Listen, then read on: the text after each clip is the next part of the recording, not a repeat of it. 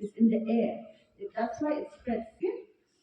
We used to call those things as infected particulate. Okay, respiratory particulate. Infected respiratory particulate, which a person who is having a disease, pulmonary disease, when he talks, laughs, we can treat it, we can cure that person.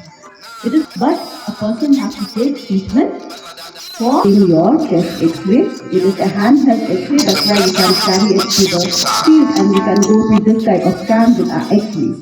And we collect sputum who have sign and symptoms, we collect sputum and send it for testing. And when we do testing, we do it with the molecular NAT machine. Ito iba sa alang ni iba itindu at inong pang TV. Ito iba lakin jo ya ka triple slam seneng. Ito iba duna kecingkia kepedido ma menta dan mensua. Ibadan dia kecingpang diabetes ladadan kipara marjan marpa cepi. Ibadan ya kita kisir jong kecingpang TV.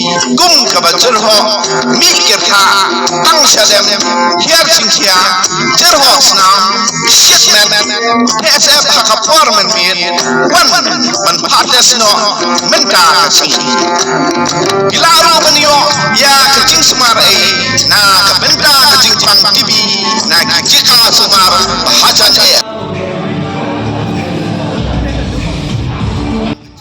TV wan partes loy lada lapidan TV sedang didawai marmar haba didawai krista hadu kut kepor semar pin seyob yang ya kecing kot kia bapura kubleng sebut